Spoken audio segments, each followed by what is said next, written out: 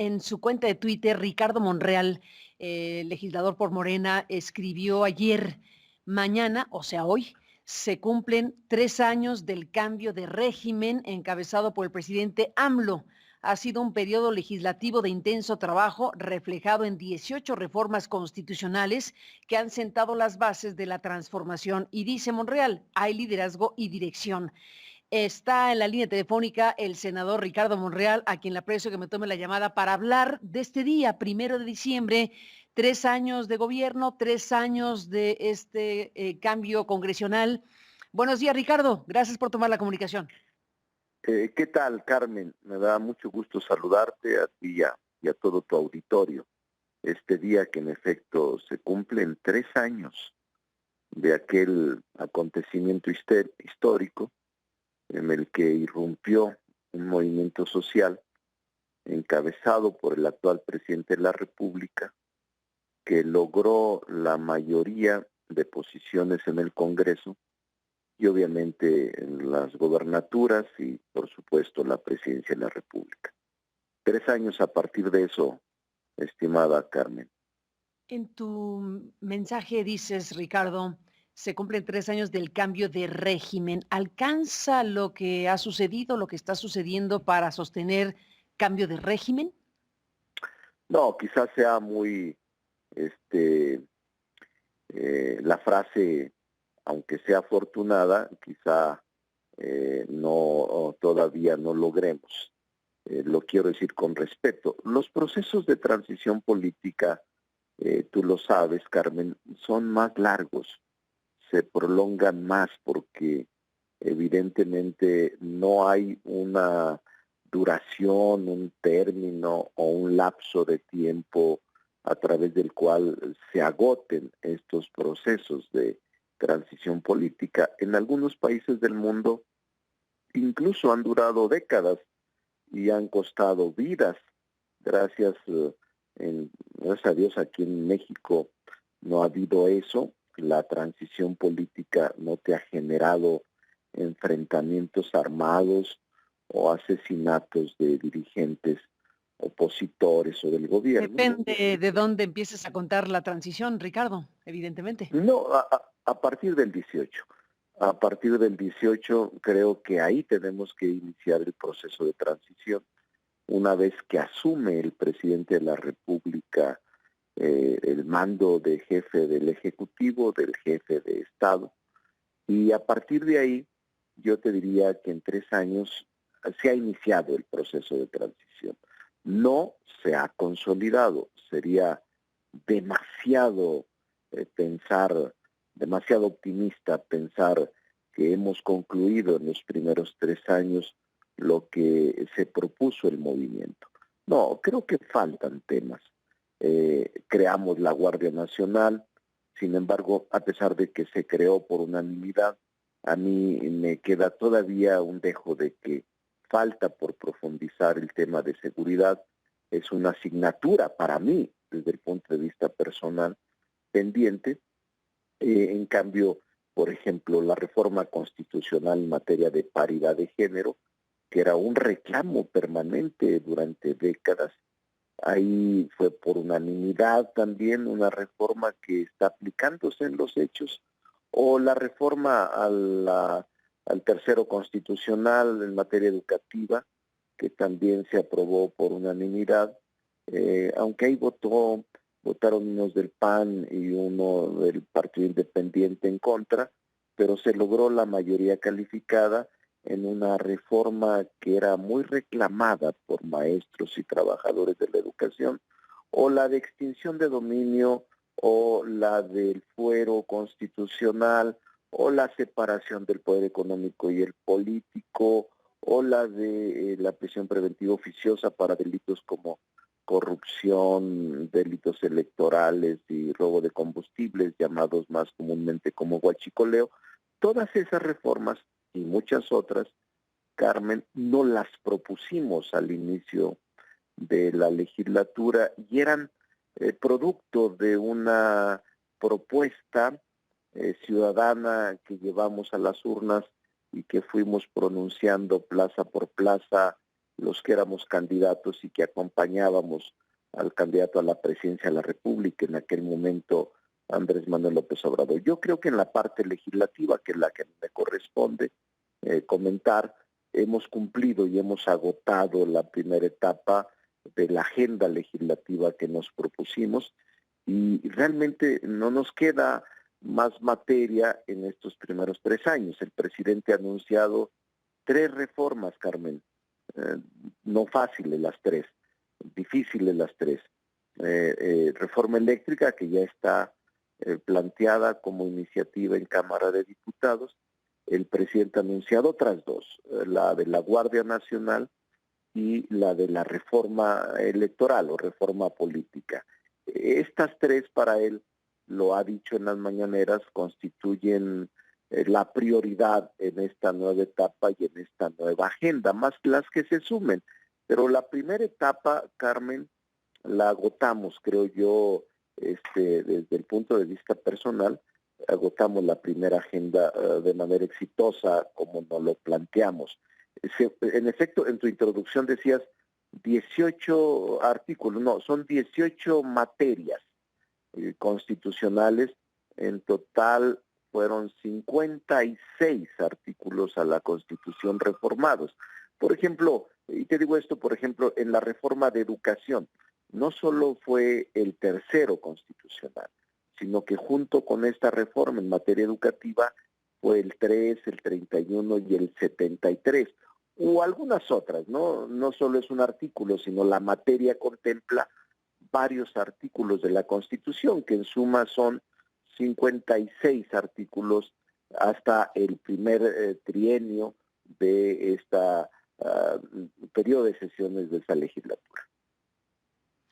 Bueno, hay muchos temas, Ricardo Monreal, de los cuales podríamos seguir hablando y ojalá que lo hagamos en otras ocasiones, pero déjame detener en algo que es consustancial a una democracia y que tiene que ver con lo que se logra en materia electoral, política, social, en algo que tiene que ver con la transferencia de poderes, con el ejercicio mismo de gobernar y luego dejar de gobernar para que lleguen otros u otras. Y aquí estamos en algo que clarísimamente es una sucesión adelantada. Tú has opinado, has dicho incluso que tienes algún tipo de aspiración de participar precisamente en lo que viene para 2024, que parece lejos, pero ya está aquí. Ya tenemos aquí figuras clarísimamente identificadas que están perfilándose en el caso de Morena, con Claudia Sheinbaum, con el canciller Ebrard, tú mismo. A ver, en el análisis de estos 3 años, Ricardo, ¿qué valoraciones haces de esta naturaleza sobre si se plantea cambio de régimen?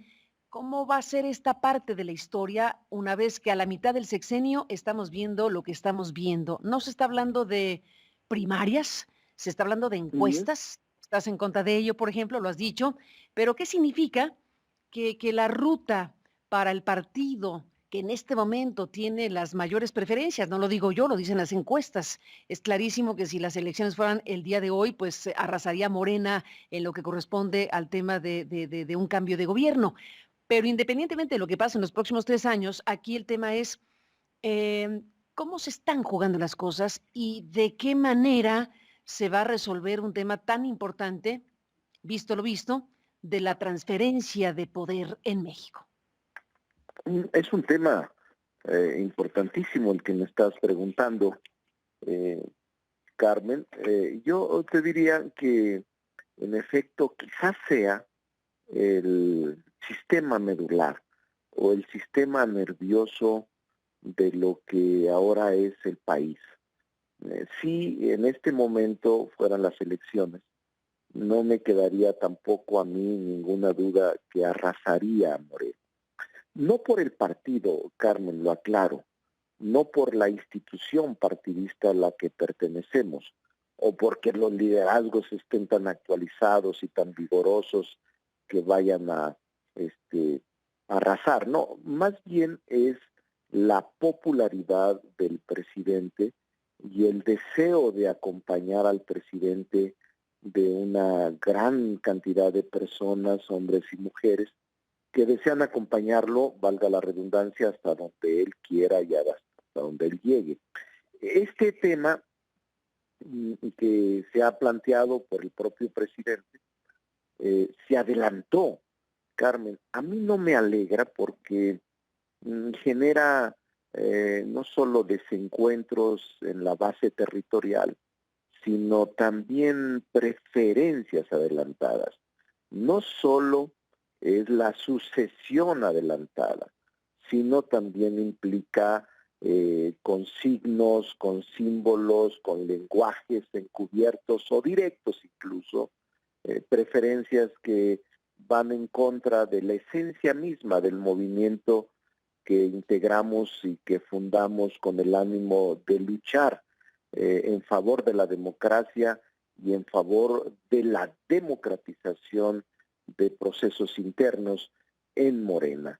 A mí no me alegra que esté tan adelantada la sucesión, porque se distraen recursos de quienes se sienten con el ánimo de ser sucesores del presidente, distraen funciones para el cual fueron designados, nombrados o electos, y abajo, Carmen, empieza a generarse corrientes, grupos de simpatizantes de uno y otro que al final los de arriba, los tres aspirantes principales, Claudia, Marcelo o yo, podemos ponernos de acuerdo en algún mecanismo o método, pero abajo la base militante no es tan fácil que se ponga de acuerdo o que se concilie de un día para otro. Eso es lo que a mí me preocupa y por eso yo planteo elecciones primarias.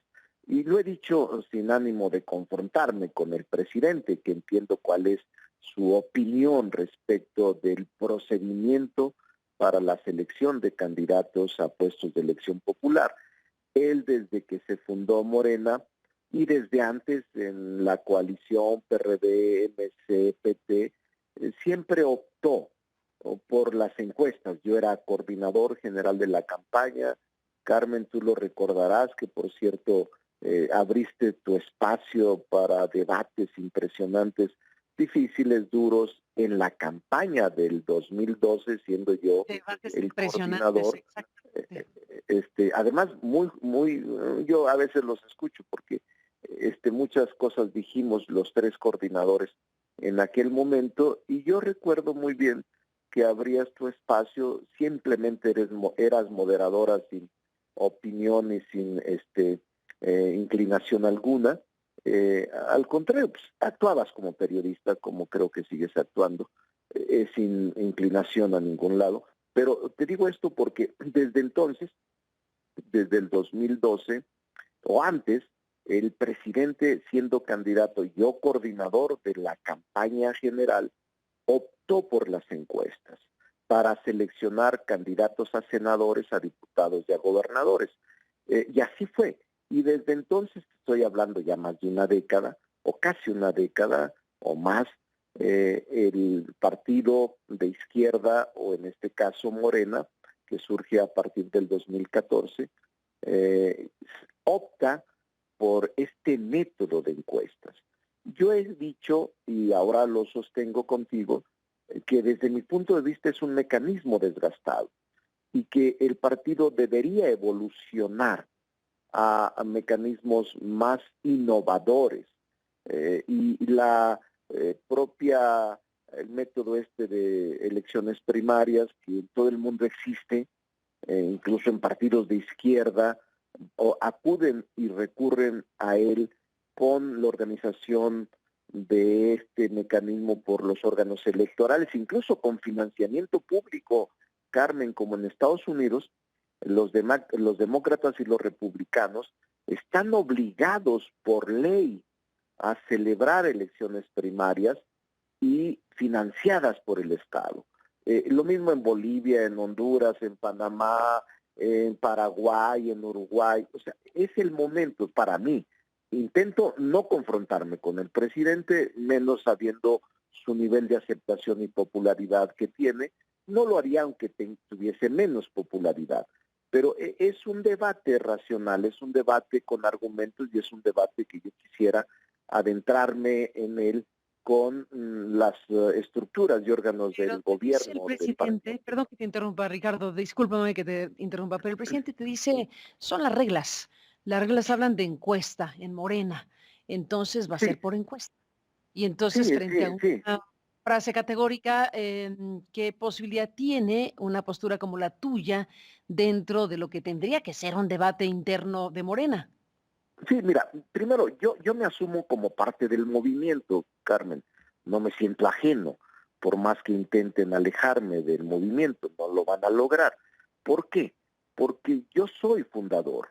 Me tocó fundar 4 asambleas estatales y he caminado con el presidente, tú lo sabes muy bien porque has sido testigo a través de los medios de comunicación, 23 años con él.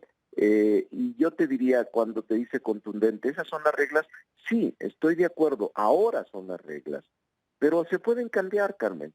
Incluso hay iniciativas de ley, porque hay gente que va más allá de que no solo sea una norma estatutaria interna del partido político de que se trate. No, incluso ya en el Congreso, Carmen, hay iniciativas de ley que están planteando que haya elecciones primarias por ley, que se establezca en la ley electoral que obligue a los partidos políticos a celebrar elecciones primarias con la vigilancia del órgano electoral y el financiamiento público para que se vaya profundizando el proceso democrático en México. Y esto no parece estar alejado de los estándares internacionales. En el mundo se están practicando, ya te dije, algunos países, pero en Estados Unidos desde 1970 se lleva a cabo obligación legal elecciones primarias. Creo que México debería evolucionar y nadie debe sentirse ofendido porque planteamos, u ofendida porque planteamos elecciones primarias para elección de candidatos y para poder tener una figura aceptada por la mayoría de los militantes frente a los puestos de elección popular. Es normal, Carmen. Entonces, yo creo que ya llegó ese momento y lo he planteado de manera racional, respetuosa, sin aspavientos y sin ánimo de confrontación con nadie, simplemente de abundar en el debate político indispensable.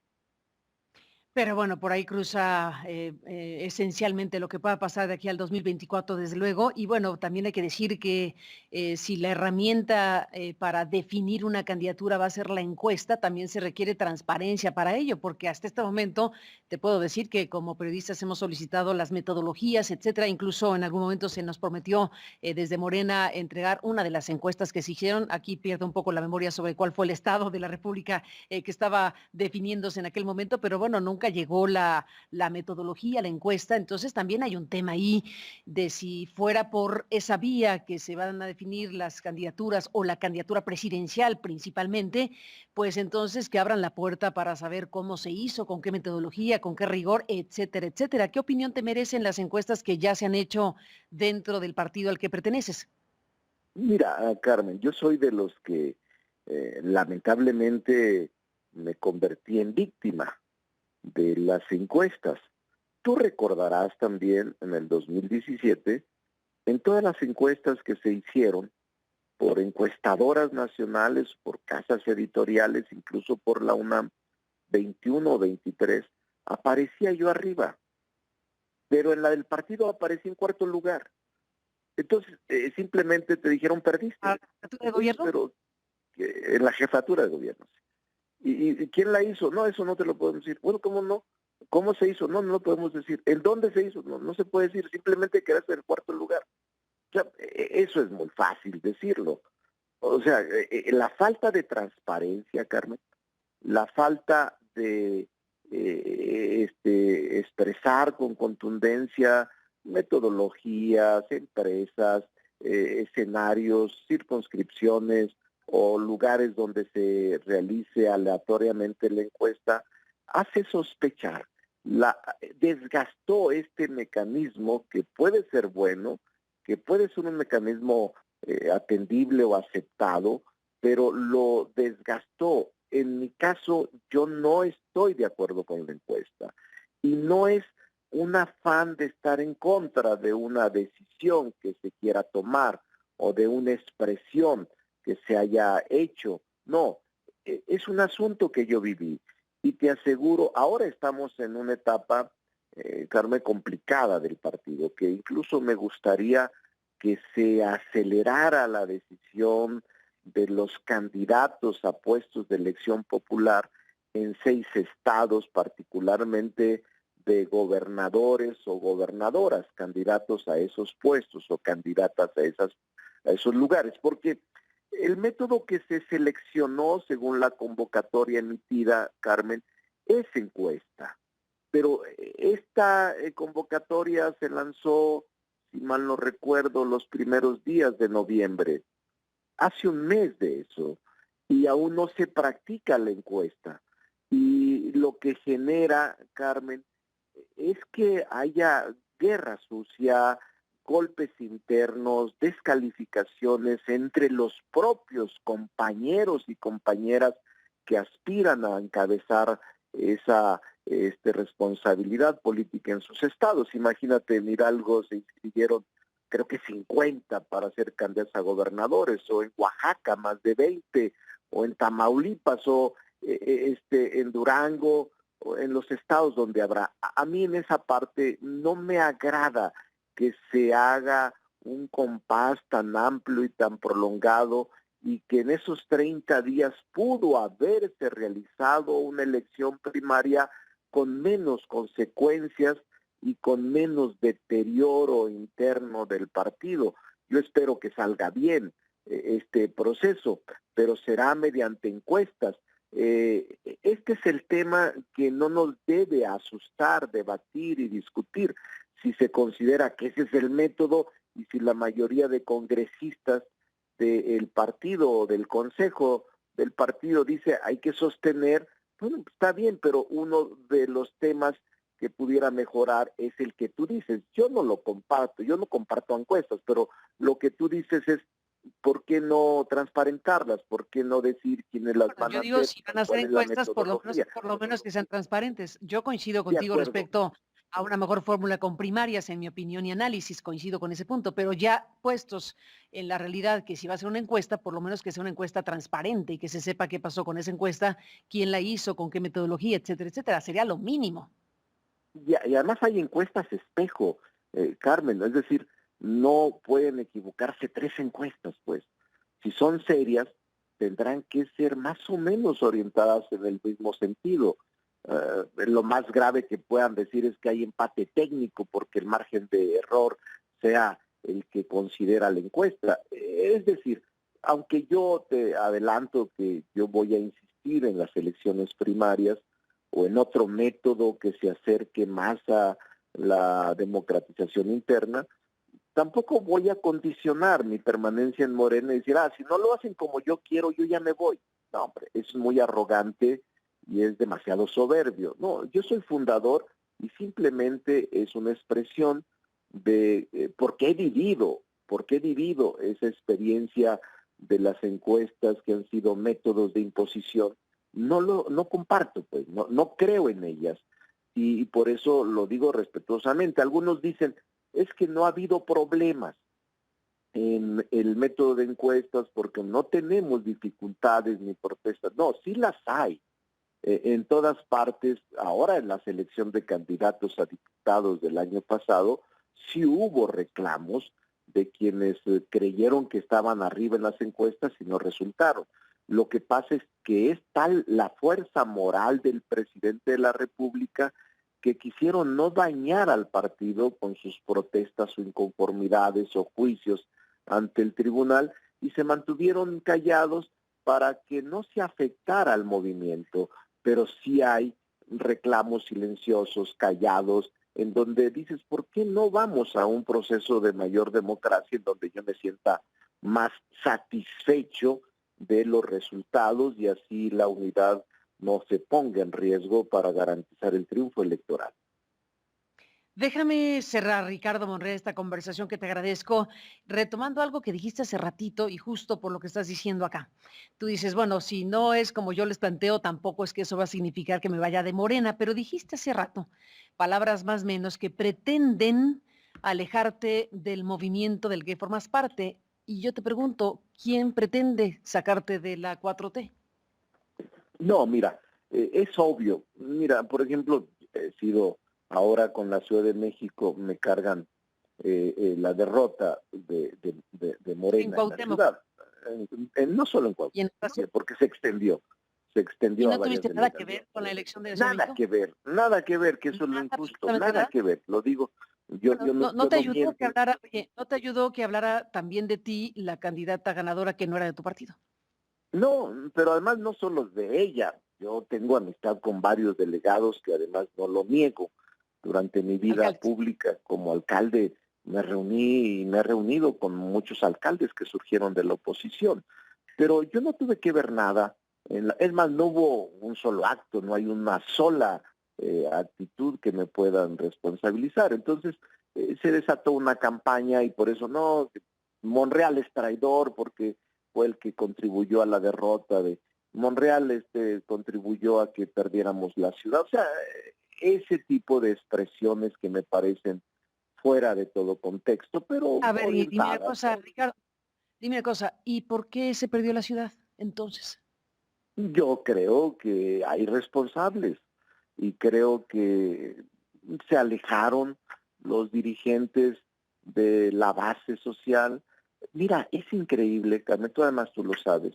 A mí sí me sorprendió porque es una ciudad, la Ciudad de México es un territorio que indistintamente le fue leal al presidente, más que a nadie, ni a Monreal, ni a Marcelo, ni a la propia jefa de gobierno.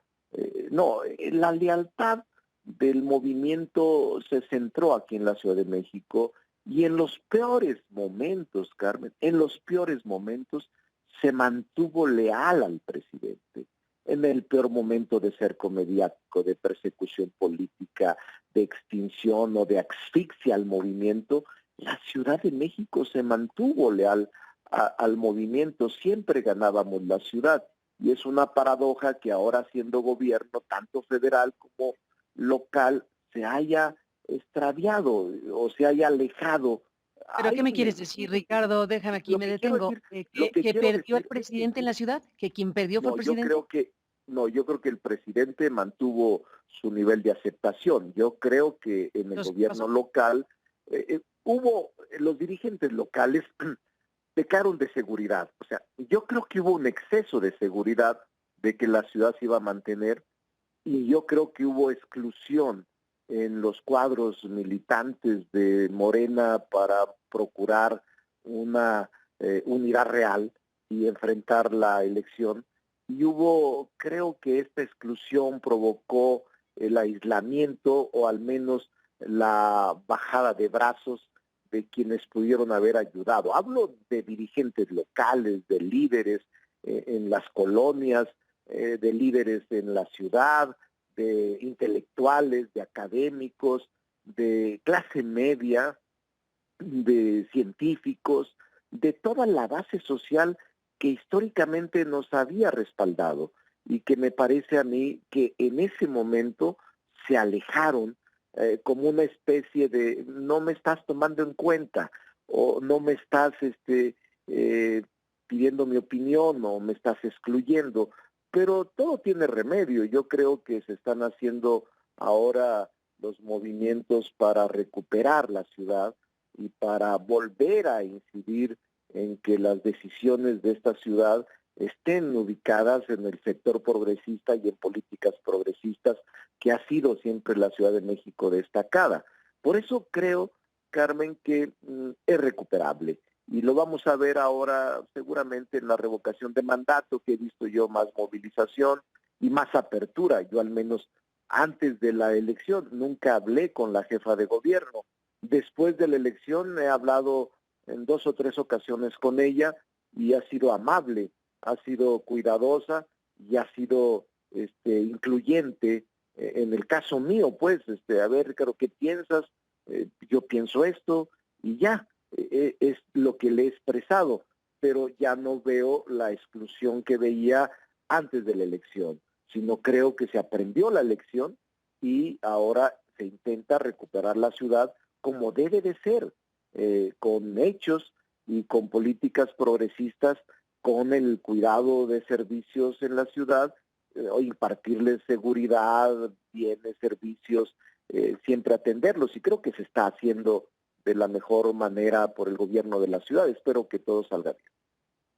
Bueno, pues Ricardo Monreal, senador de la República, te agradezco que nos hayas dado esta conversación y seguiremos hablando, si me lo permites. Buenos días. Cuando sea necesario, aquí estaremos dispuestos. Hoy nos veremos en el Zócalo, vamos a ir más tarde. Tú seguramente estarás muy atenta de todo el desarrollo, pero te Seguro que quiero sí. comentar que aquí, pues sí, aquí hemos tomado un acuerdo del grupo parlamentario mayoritariamente, que vamos a acompañar a nuestro presidente, que nosotros no vamos a actuar con mezquindad para él, al contrario, tiene todo nuestro respaldo y en estos momentos todo nuestro apoyo, porque somos un grupo unido, no desuelto, sino muy claros en nuestras convicciones. Gracias, Carmen. Un saludo a todo tu auditorio. Como siempre, mi Igualmente. respeto para ti. Gracias, Ricardo Monreal, esta mañana con este análisis de, pues, este momento, 1 de diciembre, que es la mitad de este tramo sexenal, bueno, la mitad de este sexenio, y bueno, pues vamos a ver qué sucede hoy en la tarde.